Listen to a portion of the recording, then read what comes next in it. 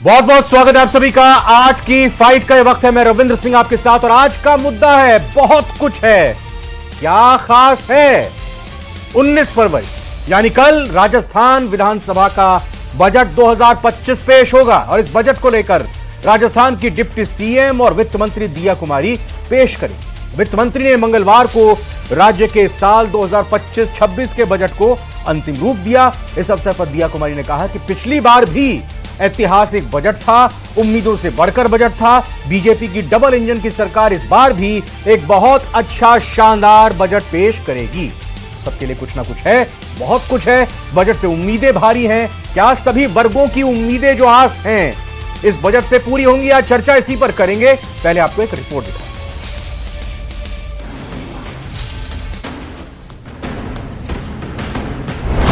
कल पेश होगा राजस्थान का बजट 2025। वित्त मंत्री बोली, सबके लिए सब कुछ है, बहुत कुछ है। हमारे माननीय मुख्यमंत्री जी के नेतृत्व में, प्रधानमंत्री जी के आशीर्वाद के साथ ये डबल इंजन की सरकार राजस्थान में जो है वो एक बहुत अच्छा बजट पेश करेगी और सबके लिए सब कुछ है, बहुत कुछ है। बजट में कई मास्टर स्ट्रोक घोषणाओं की उम्मीद। सोना चांदी की जो महंगाई बढ़ती जा रही है, मैं उम्मीद कर रही हूँ कि वो बजट टैक्स वगैरह उसमें कम जाए। बजट ऐसा हो जो कि सभी वर्ग को साधने वाला हो। बजट में 1 लाख नई भर्तियों की घोषणा संभव। नए जिलों और 8वें वेतन आयोग के लिए हो सकते हैं ऐलान। बहुत कुछ है, क्या खास है? चर्चा में शामिल करते हैं मेहमानों का। आइए परिचय कराते हैं। आरसी चौधरी साहब कांग्रेस का पक्ष रखने के लिए हमारे साथ हैं। बहुत बहुत स्वागत आरसी चौधरी जी। आरपी विजय साहब बीजेपी से हैं। बहुत बहुत स्वागत आरपी विजय जी आपका भी। एसपी मित्तल सर वरिष्ठ पत्रकार सर वेलकम। निसार अहमद शाह साहब अर्थशास्त्री हैं आप, अर्थशास्त्र समझने की कोशिश करेंगे बजट का। निसार अहमद साहब का बहुत बहुत स्वागत। सुनील दत्त जी, सुनील दत्त गोयल साहब अध्यक्ष हैं आप, imperial chamber of commerce and industries के। व्यापारियों की क्या मांग है ये उनसे समझने की कोशिश करेंगे। सबसे पहले बात बीजेपी से करेंगे। आरपी विजय साहब, वित्त मंत्री ने कहा कि सबके लिए सब कुछ है, बहुत कुछ है। यह बहुत कुछ क्या हर किसी के लिए, सबके लिए भरपेट होगा या आधा अधूरा होगा? कैसे उम्मीदें हर वर्ग की पूरी होंगी?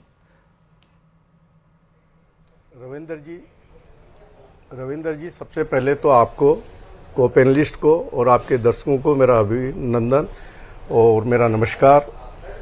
आपने जैसा बताया है कि वित्त मंत्री जी ने बताया कि इस बजट के अंदर सब कुछ आने वाला है, सबके लिए सब कुछ आएगा।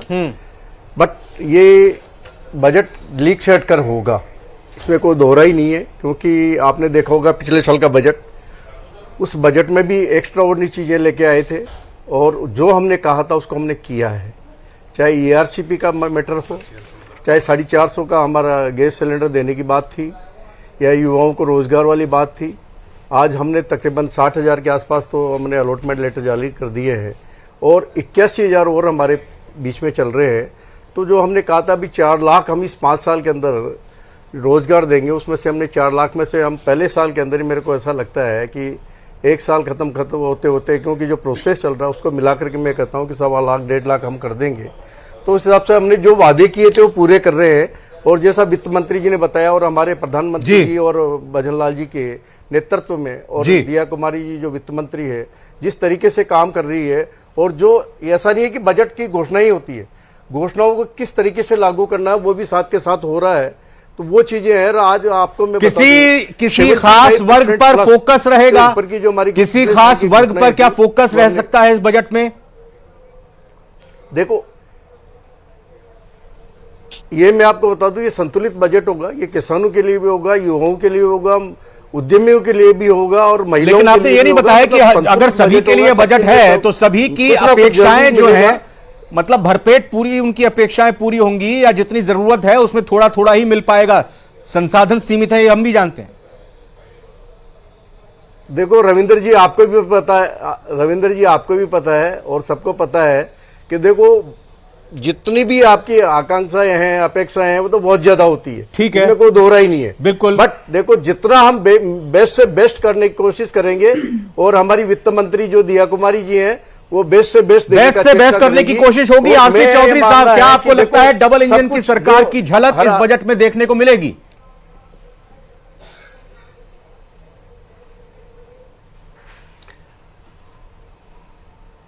हेमंत जी, डबल इंजन की सरकार लगता है राजस्थान के लिए ट्रिपल इंजन की सरकार बन गई है। जो बजट इन्होंने बड़ा सोच के आप बोले, रविंद्र को हेमंत बोल दिया, कोई बात नहीं, वो भी हमारे मित्र हैं, बताइए। उन्होंने घोषणाएं की थी हाँ रविंद्र जी माफी। तो जो गत बजट आया था, उस बजट में जो घोषणाएं की थी, वो घोषणाएं धरातल पे कहां है? इसको लेकर मैं एक ही बात कहना चाहूंगा कि वादों की चादर ओढ़कर, वादों की चादर ओढ़कर हर साल नए ख्वाब दिखाते हैं। हकीकत की बस्ती वीरान पड़ी है, फिर भी खुद को जन सेवक बताते हैं। ऐसी ये भारतीय जनता पार्टी लगातार सुर्खियां बटोरने के लिए घोषणाएं तो करेगी, लेकिन धरातल पे वो क्या है? उन्होंने जो बात कह रहे हैं, उन्होंने कहा था पहले साल में 1 लाख नौकरी देंगे, बजट में घोषणा की थी। मैं भाजपा के नेता से पूछना चाहता हूं, एक वो नौकरी की योजना बता दीजिए जिसमें आपने विज्ञप्ति जारी की हो और भर्ती की हो। कांग्रेस की सरकार की जो योजना है, प्रक्रिया, कैलेंडर जारी किया, उन्होंने कहा पहली सरकार है जिसने कैलेंडर जारी किया है। नहीं, उन्होंने कहा था एम्स की तर्ज पे हमने Rajasthan institute of medical science. Ravindra ji बोलने तो कुछ मुद्दे, बोलिए। आप भी जवाब दे देना, पैनल पे बैठे। आप नाराज क्यों हो रहे हैं भाई साहब? बोलिए ना, बोलिए। तो ऐसा थोड़ी है मुंह पे टेप बांध के मैं बैठ जाऊंगा। बोलिए। Rajasthan institute of medical sciences खोलेंगे, हर संभाग स्तर पे खोलेंगे, हर संभाग स्तर पे एम्स की तर्ज पे Rajasthan institute of medical sciences खोलने का वादा किया था। आज उसका धरातल पे क्या है?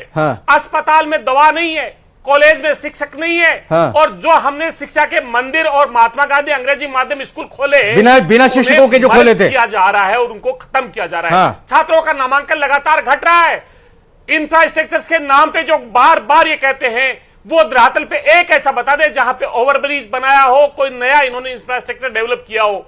मुख्यमंत्री जी 1 साल में 19 जगह पे दौरा करते रहे जहां पे कांग्रेस की सरकार ने, चाहे डैम हो, चाहे रिफाइनरी हो। बहुत बड़ा और गंभीर आरोप लगाया है, इसका जवाब ऋत्विक विजय साहब दीजिए। बताइए, संभागों में कितने एम्स खड़े कर दिए, कितनी आधारशिला रख दी, ये बताइए। 1 लाख नौकरी दे दी, कहां विज्ञप्ति जारी हुई है? और मुख्यमंत्री वहीं जा रहे हैं जहां पर कांग्रेस ने घोषणा की है, जहां पर काम किया। रविंद्र जी, मैं आपको बता दूं, आरसी चौधरी जी को भी बता दूं, जो काम हो रही है, ये एक्चुअली गवर्नमेंट एक सतत प्रक्रिया है। एक सरकार जाती है, दूसरी सरकार आती है। अरे सर, मुद्दे पर आइए ना, वो जो पूछ रहे हैं उसका जवाब दीजिए। संभाग में कहा जो एम्स की घोषणा की थी, 1 लाख नौकरी की जो बात की थी, कहां विज्ञप्ति आई है, उसका जवाब मैं आपको बता दूं। ये नहीं, अगर इनको ऐसा ही है कि हमारी घोषणाओं को पूरा कर रहे हैं, तो इनको तो खुशी होनी चाहिए। मैं तो ये कह रहा हूं कि अगर इन्होंने जो काम नहीं कर पाए, वो अगर उन्होंने ये नहीं कहा आपकी घोषणाएं पूरी हो रही है, उन्होंने ये कहा कि जहां पर कांग्रेस ने काम किया वहीं पर श्रेय लेने के लिए घोषणा होती है, उसको कभी खत्म नहीं किया जाता है। अब इनको ये पता नहीं है आरसी चौधरी जी किस रूप में बोल रहे हैं, क्या बोल रहे हैं, मुझे पता नहीं है। बट इनको ये बोलना चाहिए, राजस्थान के निवासियों के लिए काम हो रहा है, राजस्थान के युवाओं के लिए काम हो रहा है। चाहे घोषणा बीजेपी ने की हो, चाहे कांग्रेस ने की हो, जी सरकार करती है घोषणा। अच्छा, आरसी चौधरी साहब, आपने जवाब सुना, एक सवाल मेरा भी है कि इससे पिछली सरकार में भी एक परिपाटी देखने को मिली थी, बड़ी अच्छी बात थी। हर वर्ग को मुख्यमंत्री बुलाते थे, और जो किसान हो, व्यापारी हो, या महिलाएं हो, या फिर जो सरकारी कर्मचारी हैं, उनको बुलाते थे, उनके सुझाव मांगते थे। उस पर अमल कितना होता था, नहीं होता था, ये अलग बात है। लेकिन यहां पर भी पिछली बार भी सरकार की तरफ से, मुख्यमंत्री की तरफ से सभी वर्गों को बुलाया गया, इस बार भी बुलाया गया। तो ये तो एक अच्छी ये कहें कि आप लोगों की बातों को ही आगे बढ़ाया जा रहा है और सभी वर्गों से सुझाव लेके, उनकी फीडबैक लेकर आगे देखें कितना काम होता है पूरा।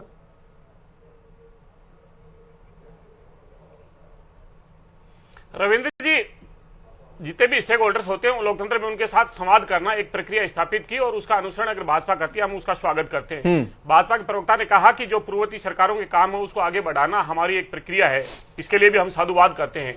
लेकिन आपने जो बजट दिया था, उस बजट 24 और 25 में जो घोषणाएं की थी, जो आपका विजन था, वो धरातल पे कहां है? हम आपसे ये पूछ रहे हैं। आपने कहा था तमाम उप स्वास्थ्य केंद्र है उसको पीएचसी में बदल देंगे। आपने जो मुख्यमंत्री चिरंजीवी बीमा योजना थी उसको नाम बदल दिया, आज लोगों को लाभ नहीं मिल रहा। आरजीएचएस के लिए आपने कहा था कि आपके डोर स्टेप पे पहुंच जाएगा व्यक्ति और वहीं पे आपको सुविधा देगा घर पे, लेकिन दवाई के लिए दर दर की ठोकरें खाने के लिए बेबस और मजबूर है।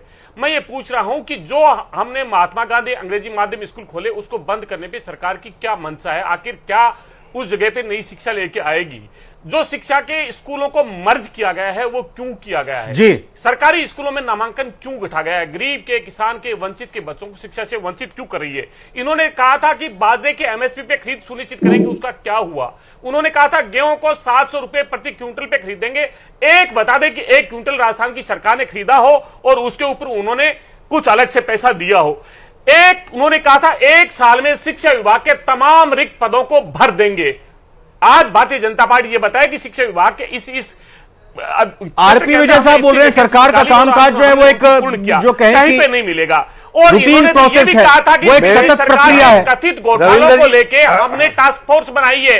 1 साल में राजस्थान की आरपी विजय जी देखिए, ये आरसी चौधरी साहब का सीधा ये आरोप कि जो आपने बजट में घोषणाएं पिछली बार की थी वो काम तो आपने पूरे नहीं किए, अब फिर से आ गए आप घोषणा करने के लिए। ये सिर्फ आरोप लगा रहे हैं।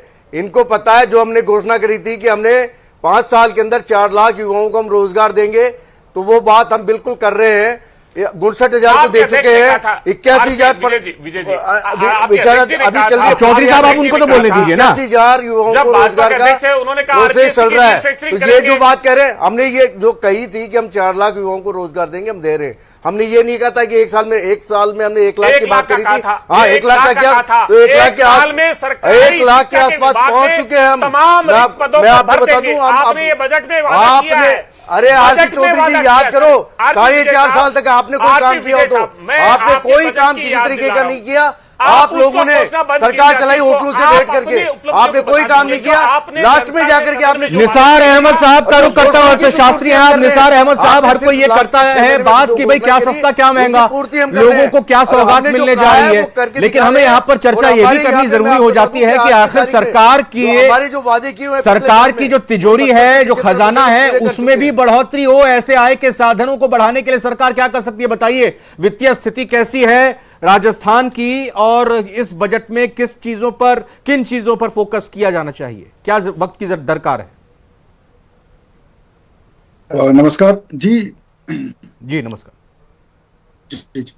तो आपने जो वित्तीय स्थिति की बात कही, तो सरकार तो ये बता रही है कि उनका जो घाटा है वो नियंत्रण में है और तो 3.99% के आसपास रहने वाला है फिस्कल डेफिसिट। तो ये पिछले बजट में आया था। अब इस बजट में हम लोग को देखना होगा कि उसमें उसकी क्या स्थिति अभी आ रही है, वर्तमान स्थिति क्या है जी।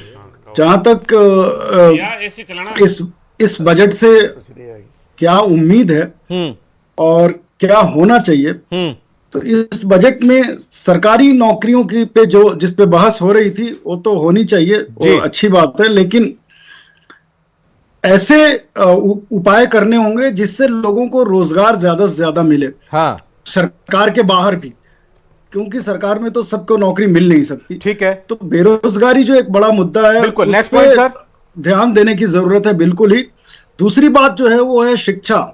शिक्षा में जरूर ही चिंता की बात है। ये जो स्कूलों का मर्जर हुआ अभी हाल ही में, ऐसा हम उम्मीद करते हैं कि सरकार इस बजट में उसका कुछ उपाय बताएगी कि शिक्षा तक कैसे सबकी पहुंच बने और गुणवत्तापूर्ण शिक्षा, ये बहुत ज्यादा जरूरी है। बिल्कुल, क्योंकि हम जो ये स्पेशल स्कूलों की बात कर रहे हैं उनकी जरूरत ही नहीं रहेगी अगर सभी स्कूलों में गुणवत्तापूर्ण शिक्षा का उपयोग उपलब्धता हो सके तो और तीसरा बात है स्वास्थ्य के संबंध में। मैं ये कहना चाहता था कि जो कानून पास हुआ है, स्वास्थ्य का अधिकार कानून, अगर उससे संबंधित जो नियम रूल्स बनाए जाएं और उनको ठीक से लागू किया जाए, ये उम्मीद जरूर लोगों को होगी कि क्योंकि अगर मजबूत करना है हमें स्वास्थ्य तंत्र को जमीनी स्तर पे, तो उसके लिए जरूरी है कि हमें उस कानून के नियम बनाएं और उनको लागू करें। हाँ। और किसानों को पर भी फोकस रखने की बेहद जरूरत है। किस पर भी आपसे चाहेंगे, किसानों की क्या जरूरत है? जी बिल्कुल, किसानों के बारे में भी कुछ न कुछ घोषणाएं पिछले बजट में हुई थी एक तो ये बात हुई थी कि एक नया मिशन यहाँ पे शुरू होगा, एग्रीकल्चर और हॉर्टिकल्चर मिशन। एक बात ये हुई थी कि जो ग्रीन माफ कीजिएगा, ग्रीन कॉरिडोर, नेचुरल फार्मिंग को बढ़ावा देने के लिए एक बोर्ड बनेगा। लेकिन इसके अलावा नेचुरल फार्मिंग बहुत जरूरी है, उसको धीरे धीरे उसके तरफ जाना चाहिए किसानों को। लेकिन अभी जो किसानों की समस्याएं थी, खाद वगैरह की उपलब्धता, बीज की उपलब्धता, बिल्कुल पहले बेसिक चीजों को भी दुरुस्त करना बेहद जरूरी हो जाता है। सुनील दत्त गोयल साहब, देखिए अगर हम बिजनेस इंडस्ट्रीज की बात करें, उद्योगों की बात करें, व्यापार की बात करें, दो तरह की चीजें होती हैं। एक तो लॉन्ग टर्म के लिए जिनका फायदा इंडस्ट्रीज को सरकार की योजनाओं और टैक्सेशन से मिल सकता है, जो सरकार इंफ्रास्ट्रक्चर तैयार करती है उससे मिल सकता है। लेकिन शॉर्ट टर्म की भी कोई ऐसी कई सारी चीजें होती हैं जिनका इस बार के बजट में व्यापारियों को इंतजार है, इंडस्ट्रीज को इंतजार है। थोड़ा आप बताना चाहेंगे किन चीजों की अपेक्षा कल आगे आने वाले बजट में आपका चैम्बर कर रहा है? जी, हमने जो कुछ सजेशन दिए हैं उसमें सरकार को मेजर फोकस किया है, क्योंकि सरकार के पास रुपए की धन की कमी हमेशा रहती है जी, और सरकार सभी को खुश नहीं कर सकती, तो लिमिटेशन ऑफ फंड्स की हमेशा रहेगी।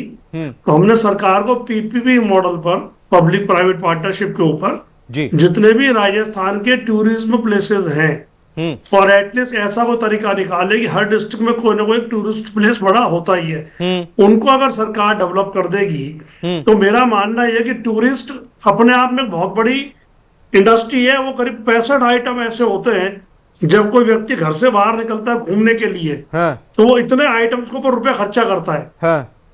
और टूरिज्म सेक्टर एक ऐसा सेक्टर है जहाँ सरकार को रुपया लगाने की बहुत ज्यादा जरूरत नहीं है, सिर्फ ऐसी प्लानिंग बनाने की जरूरत है। सरकार का काम रोजगार देना नहीं होना चाहिए, सरकार का काम ऐसी प्लानिंग बनाए जिससे रोजगार के साधन उपलब्ध हो, रोजगार की सुविधाएं उपलब्ध हो, ईज ऑफ डूइंग बिजनेस जो सब्जेक्ट है मोदी जी का, उसमें और बेहतरी हो और लॉन्ग टर्म लेवल पे उसका अच्छे रिजल्ट आए। तो ऐसा इंफ्रास्ट्रक्चर सरकार डेवलप करे पीपीपी मॉडल के ऊपर, और ऐसी प्लानिंग और पॉलिसी बनाए कि उससे लोग आकर्षित होकर के उसमें पैसा लगाएं जी। तो हमारे हिसाब से टूरिज्म सेक्टर पर सरकार को बहुत फोकस करना चाहिए, क्योंकि ये राजस्थान वो स्टेट है जहाँ डेजर्ट के सैंड ड्यून्स भी है, तो माउंट आबू जैसा हिल स्टेशन भी है, तो उदयपुर जैसे झीलों की बिल्कुल सही बात। मैं आता हूं, मैं बिल्कुल इस मित्तल सर आपके पास आऊंगा, लेकिन आरपी विजय साहब, टूरिज्म सेक्टर एक ऐसा सेक्टर है जो अपने दम पर राजस्थान के लिए एक नई इबारत लिख सकता है। दुनिया में या यूं कि भारत में सबसे ज्यादा टूरिस्ट, सबसे ज्यादा सैलानी राजस्थान में आते हैं। आप सही कह रहे हैं रविंद्र जी, मैं आपकी बात से बिल्कुल सहमत हूं। टूरिज्म है, माइंस है, पेट्रोलियम प्रोडक्ट्स है, यहाँ पे एक्चुअली क्या नई नई रिफाइनरीज है, ये सारी चीजें हैं जिससे काम यहाँ पे एक्चुअली इनकम भी बढ़ सकती है और रोजगार के अवसर भी पैदा हो सकते हैं। भाई पिछले साल क्या किया, ऐसा कहता हूँ, पिछले साल क्या किया बजट में, और इस साल क्या उम्मीद रखते हैं? हर जगह पे बजट मैं आपको बता रहा हूं कि मैं तो अभी इस बार कह रहा हूं कि देखो, युवाओं का अगर पलायन रोकना है तो हम लोगों को ग्रामीण के अंदर जाना पड़ेगा। वहां पे जो भी हमारे पास जो उपलब्ध रॉ मटेरियल है उस हिसाब से इंडस्ट्री एस्टेब्लिश करनी पड़ेगी। उससे एक तो पलायन रुक जाएगा, एक इंफ्रास्ट्रक्चर बढ़ जाएगा और गांव के अंदर इंडस्ट्री लग जाएगी। तो आज की तारीख में सबसे बड़ी प्रॉब्लम हमारी है कि लैंड कॉस्ट बहुत ज्यादा है और एक्चुअली उसकी रॉ मटेरियल की कॉस्ट भी बढ़ जाती है। तो उसको किस तरीके से हम कंट्रोल करें, तो उसके लिए कंट्रोल करने के लिए यही है जहां पे वन डिस्ट्रिक्ट वन डेस्टिनेशन की बात तो पहले भी हुई थी, वन डिस्ट्रिक्ट वन डेस्टिनेशन की बात पहले भी हुई थी, लेकिन कहां है डेस्टिनेशन?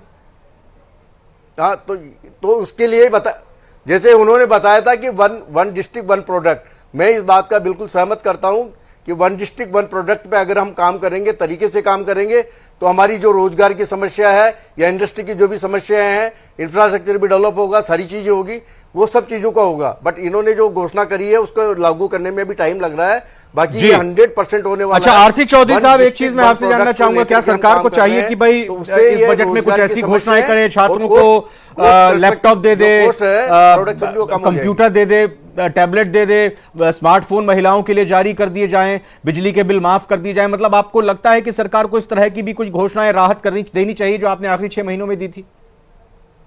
सुनील दत्त साहब मना कर रहे हैं। बिल्कुल, मैं आता हूं जी। चौधरी साहब आपसे सवाल है मेरा। बिल्कुल सही है। देखो, जो पूर्ववर्ती सरकार ने जो घोषणा करी है, रविंद्र जी, मैं कहना चाहूंगा कि जिस प्रकार से अगर लोगों की आमदनी नहीं बढ़े, तो जब महंगाई की मार हो, आमदनी में कहीं शुमार ना हो, हाँ। तो फिर उसे किस प्रकार से राहत दी जाए।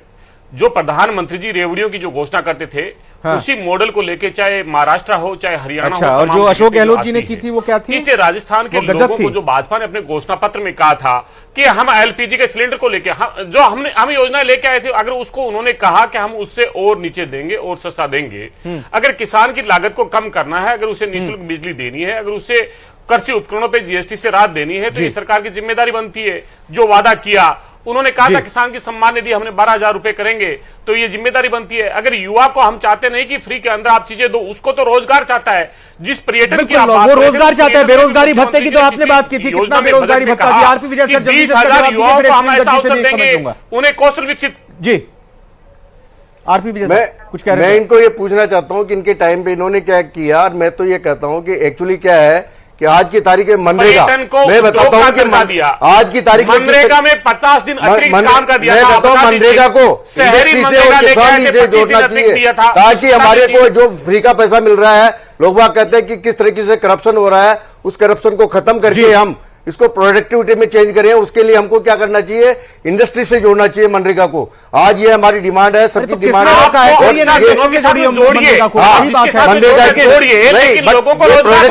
हमारा उद्देश्य आज की तारीख में किसान को जब मैंने पूछा कि फ्री में या सब्सिडी में लोगों को क्या चीजें देनी चाहिए, राहत देनी चाहिए, तो आपने सीधे तौर पर यूं उंगली की, यानी कि नहीं भाई ऐसे नहीं है। मैं बताऊं आपसे कि भाई अगर 80 करोड़ लोगों को यहां पर भोजन दिया जा रहा है, तो फिर इस तरह की घोषणाएं क्यों नहीं? और कांग्रेस ने जो किया था वो गलत किया था, कैसे क्या नुकसान? और आरसी चौधरी साहब का यह तर्क कि भाई अगर किसी की अर्निंग कैपेसिटी यानी कि उसकी जेब में पैसा नहीं आ रहा है, तो फिर उसको पैसा खर्च करने के लिए कुछ तो सुविधाएं देनी चाहिए। अधिनियम जो लाई थी वो कांग्रेस ही लेके आई थी, इसमें कोई दो राय नहीं है, उसकी की पालना हम कर रहे हैं। बट मेरा आज आपसे आपके माध्यम से ये भी मैं भी कह रहा हूं कि बेसिकली अगर 80 करोड़ आदमी को हम खाना खिला रहे हैं, तो मैं कहता हूं उसको मनरेगा से जोड़ दीजिए। ठीक है, एक मिनट विजय साहब, मनरेगा से जोड़ करके मनरेगा को बोलिएगा, अपना टेक इस पर रखिए, जोड़ दीजिएगा। मेरा टाइम है, मुझे जी एक मिनट आरपी विजय साहब, एक मिनट प्लीज प्लीज प्लीज, नहीं मिल रहे, बस आरपी विजय जी एक मिनट शांत सर, लेबर नहीं मिल रही है, अनस्किल्ड लेबर नहीं मिल रही है। सर आप बोलिए। मैं इतना करूंगा, ट्रेड इंडस्ट्री को रिप्रेजेंट करता हूं, स्टॉक मार्केट में ट्रेड हम लोग कर रहे हैं। अगर इस तरह की फ्रीबीज दी जाएंगी तो वो स्टेट हो चाहे कंट्री हो कंगाल हो जाएंगे। ऐसे बहुत सारे उदाहरण बहुत सारे देशों में है जहां फ्रीबीज में उनकी पूरी इकोनॉमी का ढांचा पूरा खत्म हो चुका है। तो मेरे लिए कोई सी भी पार्टी हो, ये फ्री का मुफ्त का भोजन सुबह खाएगा शाम को दोबारा चाहिए, उससे बेहतर ये है कि उनको हम आत्मनिर्भर बनाए, इंडिपेंडेंट। बिल्कुल, इंडिपेंडेंट आत्मनिर्भर बनाना ही जरूरी है। उनकी जेब में पैसा कैसे पहुंचे, ताकि वो जेब में पहुंचे हुए पैसों का इस्तेमाल खर्च करने के लिए कर सके, ताकि जो अर्थव्यवस्था का पहिया है वो घूमता रहे। एसपी मित्तल साहब, मास्टर स्ट्रोक क्या लग रहा है, मास्टर स्ट्रोक किसी तरह का होगा इस बजट में? मुझे लगता है सर जी एक मिनट सर, अब एसपी मित्तल सर का टर्न है जी। सॉरी जी मित्तल साहब प्लीज। देखिए रविंद्र जी, अभी जो क्या नाम से सुनील दत्त जी ने जो बात कही है, उसमें देखो बहुत महत्वपूर्ण बात है कि सरकार को ऐसी योजना बनानी चाहिए जिससे क्या नाम से रोजगार उपलब्ध हो।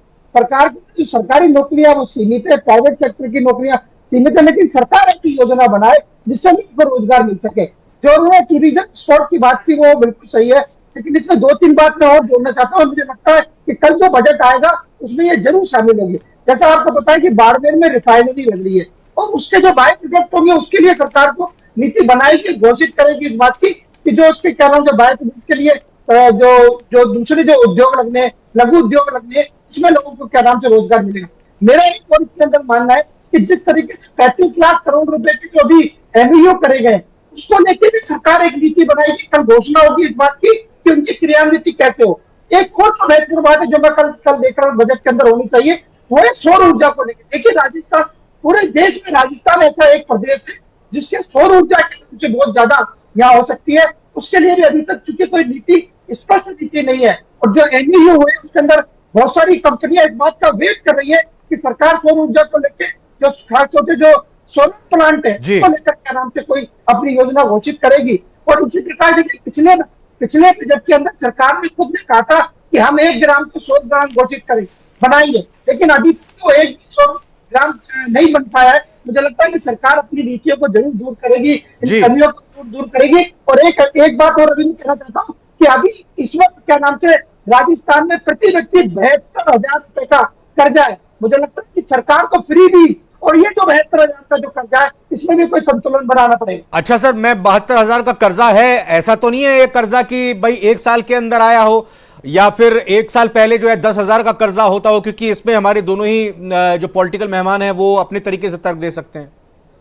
ये 72,000 का कर्जा, हाँ देखिए मेरा ये मानना है कि जो सरकार जो पार्टी सत्ता में होती है, ये सवाल उसी से पूछा जाएगा कि क्या नाम से जो 72,000 का जो कर्जा है प्रति व्यक्ति राजस्थान में, उसको कैसे आप उस सवाल का जवाब लेने से पहले जल्दी से निसार अहमद साहब एक बात बताइए कि कितना बजट इस बार का आपको लगता है कि ये होगा, और डबल डिजिट में अगर विकास दर इस वक्त चल रही है, पिछली सरकार के वक्त में भी थी, तो इस दर को बनाए रखते हुए देश में टॉप 3 राज्यों में किस तरह से राजस्थान शुमार हो सकता है या पहले नंबर पर पहुंच सकता है? बजट का जो आकार है वो पिछले मतलब 2024-25 में लगभग 5 लाख करोड़ का था, 5 लाख करोड़ से थोड़ा कम। तो आकार तो बढ़ जाएगा, लगभग कम से कम 5,20-25 हजार करोड़ तक भी जा सकता है। तो वो आकार तो इस प्रकार से कम 10 से 12% उसमें 10% भी बढ़ा अगर तो 5,40,000 करोड़ तक भी जा सकता है। तो ये तो जो आपका सवाल था बजट के आकार का, वो उसकी बात है। रही बात अर्थव्यवस्था के विकास की, तो हाँ ये सही है कि पिछले कई सालों से जो नॉमिनल रेट ऑफ ग्रोथ है, मतलब अगर महंगाई को ध्यान में नहीं रखते हुए देखें तो वो 12%, 12.5%, 13%, मतलब कोरोना के बाद से ऐसे चला आ रहा है। ठीक है, लेकिन अगर आप महंगाई को उसमें एडजस्ट करते हुए देखें तो हमारा ग्रोथ रेट कम है उससे। कई बार हमारा ग्रोथ रेट जो राष्ट्रीय एवरेज है उससे के आसपास या उससे कम हो जाता है। तो हम जो आप कह रहे हैं कि हम टॉप 3 स्टेट में कैसे पहुंचेंगे, अगर आपका इशारा इस तरफ है कि हम अर्थव्यवस्था के आकार की दृष्टि से या प्रति व्यक्ति आय की दृष्टि से कैसे पहुंचेंगे, तो उसमें समय लगने वाला है। क्योंकि हमारा जो बेस है वो छोटा है और नीचे है। तो उसमें इस रफ्तार से तो हमें उसमें पहुंचने में देर लगेगी। लेकिन अगर आप ये कहना चाहते हैं कि हम क्या सोशल सेक्टर को अपने लोगों को जो स्वास्थ्य, शिक्षा, पानी की व्यवस्था, इस सब में क्या हम बेहतर कर पाएंगे, तो हम बिल्कुल कर सकते हैं। जी बिल्कुल, जल्दी से एक जवाब मैं आपसे लेना चाहूंगा जो एसपी मित्तल सर ने बताया। विजय सर ये बताइए कि भाई जो कर्जा है प्रति व्यक्ति उसको भी कम करना होगा, और सरकार को जो कर्ज लेने की जो आदत पड़ी हुई है उसको भी थोड़ा उसमें कटौती करनी होगी, काट-छांट करनी होगी। देखो रविंदर जी, सरकार ने इस बार प्रोविजन 1,60,000 करोड़ का रिपेमेंट करने का किया है। सरकार को पता है कि इस कर्जों को कम करना है और प्रति व्यक्ति जो 72,000 का कर्जा है उसको हमको कम करना है। रही बात कि हमारे मुख्यमंत्री जी बार बार कह रहे हैं $350 बिलियन की हमारी जीडीपी को लाना है, जो अभी तकरीबन 200 के आसपास है, 217 के आसपास, उसको बढ़ा करके हमारे को 350 के आसपास लेके आना है। वो बार बार कह रहे हैं, तो विजन में है। और आरसी चौधरी साहब कल के बजट पेश करते हुए तो नहीं होगा। बातों से सहमत हूँ जो सुनील जी, बस मेरे पास वक्त नहीं है। चौधरी साहब, हंगामा तो नहीं होगा, सब कुछ आराम से शांति के साथ सुनेंगे।